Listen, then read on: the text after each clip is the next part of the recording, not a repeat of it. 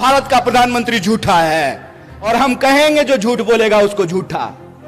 और तुम्हारे election department में कितना दम है वो हम देखे हैं। जब आ रहे थे ना कोल्हापुर सिटी से मसाल के पीछे पीछे, तो कोल्हापुर का जेल देखते हुए आए हैं।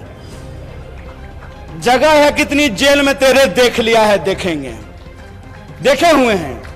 बोलेंगे झूठ, झूठा हो तुमने झूठ बोला है इस देश की जनता से। तुमने झूठ बोला कि हम इस देश के एक एक इंसान के खाते में 15 लाख रुपया पहुंचाएंगे। तुमने झूठ बोला कि हर साल 2 करोड़ नौकरी पैदा की जाएगी।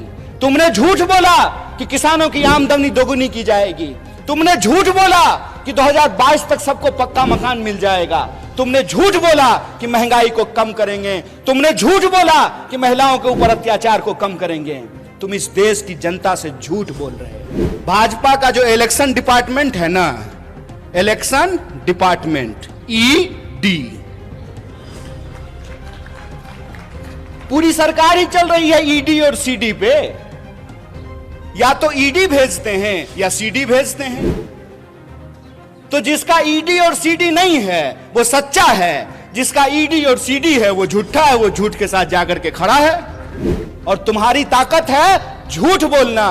तो याद रखना कि तुम अगर झूठ के रास्ते पे चल सकते हो, फिर से इस देश को गुलाम बनाने की साजिश रच सकते हो। जिन अंग्रेजों की चापलूसी करते थे, आज उन्हीं दोस्तों के साथ खड़ा होकर के अगर उस देश में तुम कंपनी राज लाना चाहते हो, तो तुमको बता देना चाहते हैं कि हम भी महात्मा गांधी के राह पे चलने वाले लोग हैं। तुम्हारे झूठ का मुकाबला सच से करेंगे और तुम्हारे झूठ को हराएंगे।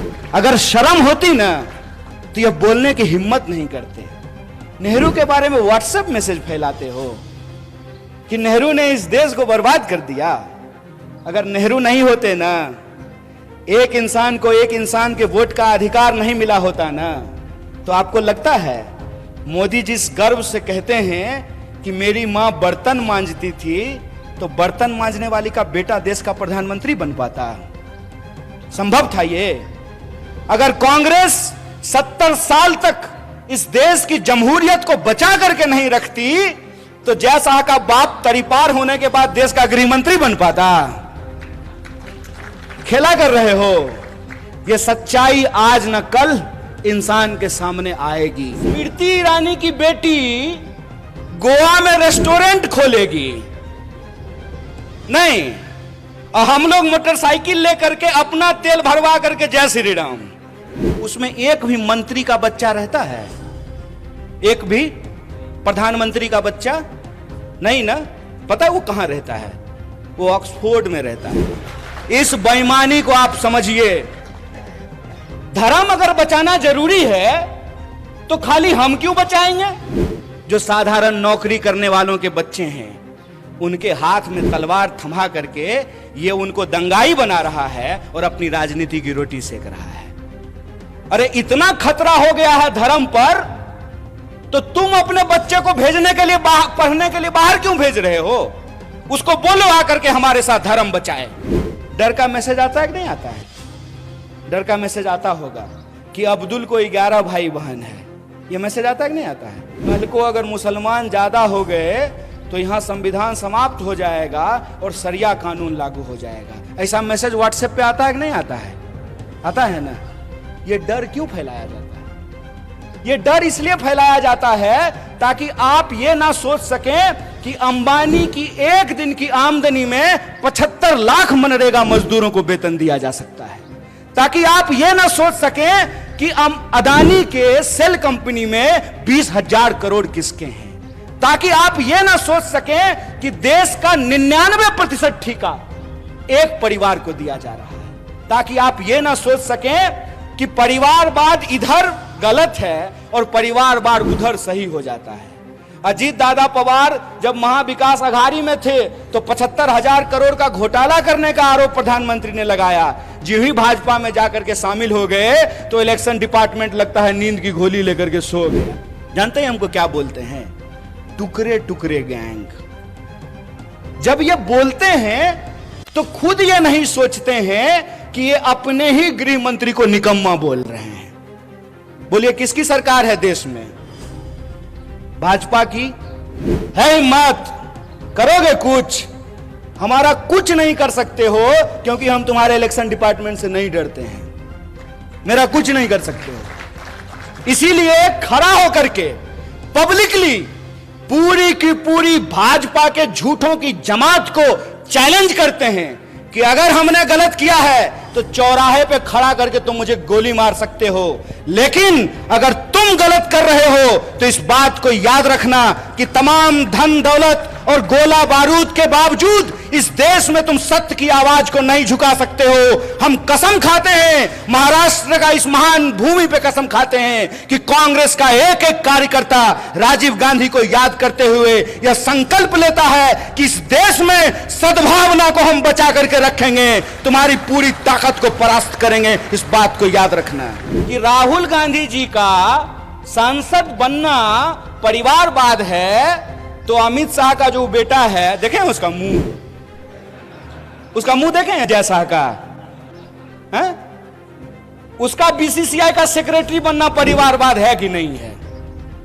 और ज्योतिरादित्य सिंधिया जब यूपीए में मंत्री थे, उनके पिताजी भी मंत्री थे, माधवराव सिंधिया, तो जब तक वो कांग्रेस में थे तब तक परिवारवाद था, और जो ही मोदी जी के बगल में जाकर के बैठ गए हैं तो ताली बजा रहे हैं। आहा हा हा हा, उनकी सूरत देख रहे हैं। इतना मूर्ख हैं हम लोग, इतना मूर्ख बनाएंगे ये हमको कि हमारी पार्टी में परिवारवाद है। जो ही आप आरएसएस में शामिल हो जाइएगा तो वो संघ परिवारवाद हो जाता है। अगर परिवारवाद गलत है चचा, तो संघ परिवारवाद भी गलत है। एक गुजरात के गांधी सूट खोल दिए देश के लिए, एक गुजरात के मोदी 10 लाख का सूट पहन लिए दोस्त के लिए, और कहते हैं कि एक गरीब प्रधानमंत्री बन गया है तो आपको अच्छा नहीं लग रहा है। नहीं नहीं, बहुत अच्छा लग रहा है। बस हम ये चाहते हैं कि जैसे आप गरीब हैं ना, वैसा ही गरीब इस देश का हर कोई बन जाए, हर कोई वैसा ही गरीब बन जाए कि चढ़ने के लिए उसके पास 8,500 करोड़ का हवाई जहाज हो, 15 करोड़ का कार हो, 10 लाख का सूट हो, 5 लाख का चश्मा हो, 2.5 लाख का कलम हो। हम चाहते हैं कि ऐसी गरीबी पूरे देश को मिल जाए। गुजरात से आया मेरा दोस्त को सलाम करो। आजकल अजीत दादा सलाम ठोक रहे हैं। नहीं, प्रधानमंत्री ने अपने भाषण में कहा कि 70,000 करोड़ का घोटाला किया है अजीत दादा ने, ऐसा प्रधानमंत्री ने कहा। इलेक्शन डिपार्टमेंट सक्रिय हो गया, ईडी। अब कोई घोटाला नहीं हुआ है, भाजपा के वॉशिंग मशीन में सब साफ हो गया है। अब दाग अच्छे हैं, क्योंकि दाग भाजपाई हैं। हमसे टैक्स लेते हैं, टैक्स के पैसे से अपने दोस्त का कर्जा माफ करते हैं। हम खून पसीने की कमाई राष्ट्रीय बैंकों में जमा करते हैं। किसान अगर ट्रैक्टर का लोन ना चुकता करे तो किसान के ऊपर ट्रैक्टर चढ़ा देते हैं। लेकिन 12 लाख करोड़, कितना था बंटी भाई? 12 लाख करोड़ अपने दोस्तों का कर्जा माफ कर देते हैं। एक शिक्षा पे टैक्स, सड़क पे टैक्स, अस्पताल पे टैक्स, दवाइयों पे टैक्स, हमसे हर चीज पे टैक्स ले रहे हैं। और बदले में क्या कहते हैं? आत्मनिर्भर बनिए।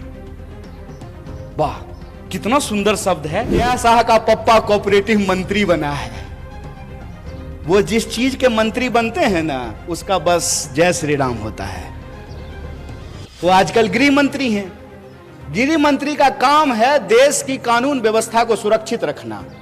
मणिपुर में कानून व्यवस्था सुरक्षित था, आप लोगों ने देखा कि नहीं देखा? पुलिस थानों पे हमले हुए, हथियार लूट लिए गए, गोली लूट लिया गया, महिलाओं को निर्वस्त्र करके घुमाया गया। क्यों? क्योंकि गृह मंत्री जी अपनी ड्यूटी पे लगे हुए थे। प्रधानमंत्री 22-22 घंटा काम करते हैं, तब जाकर के देश की यह हालत पहुंची है कि इस देश में 5.5 लाख इंजीनियर हर साल पैदा होते हैं और 1.5 लाख लोगों को भी नौकरी नहीं मिलती। आज यह बात मैं आपके सामने क्यों कह रहा हूं? आज फिर एक तकनीक की ताकत लेकर के कोई आया है। जिसका नाम दिया गया है सोशल मीडिया। बताइए, नाम है सोशल मीडिया और काम इसका सबसे ज्यादा अनसोशल है। हमको पता भी नहीं चल रहा है कैसे धीरे धीरे स्नेह स्नेह हमारी आजादी हमसे छीनने की कोशिश की जा रही है। ये इतिहास नहीं बना सकते हैं। आपको मालूम है, देश के जो पंत प्रधान हैं, जिनको हिंदी में हम लोग प्रधानमंत्री कहते हैं, वो इतिहास में फेल हो गए थे। मैं मजाक नहीं कर रहा हूं, मैं झूठ नहीं बोलता हूं, क्योंकि मैं भाजपा में नहीं हूं। और डॉक्टर बाबा साहब भीमराव अंबेडकर ने एक बड़ी मजेदार बात कही है। उन्होंने कहा है कि जो पीढ़ी अपना इतिहास भुला देती है, इतिहास भी उसको भुला देता है। इसीलिए ये इतिहास जब बना नहीं सकते हैं तो इतिहास को मिटाने की कोशिश कर रहे हैं। जो अपना मकान बना नहीं सकते, दूसरे की मकान पे अपना नाम लिख करके कहते हैं कि हमने इतिहास बनाया है। अरे साहब, आपने तो इंसान को इंसान नहीं बनाया है, आप इतिहास क्या बनाएंगे? झूठ के सहारे ये एक इमारत खड़ी करने की कोशिश कर रहे हैं। झूठ का सहारा लेकर के ये इतिहास को पलटने की कोशिश कर रहे हैं। क्यों? क्योंकि इनका इतिहास खराब है, क्योंकि इनका इतिहास इस देश के साथ गद्दारी करने का इतिहास है। इनका इतिहास इस देश के लोग जब अंग्रेजों के खिलाफ लड़ रहे थे तो उनके साथ चाय पर बैठ करके चर्चा करने का इतिहास है। इनका इतिहास अंग्रेजों की जासूसी करने का इतिहास है।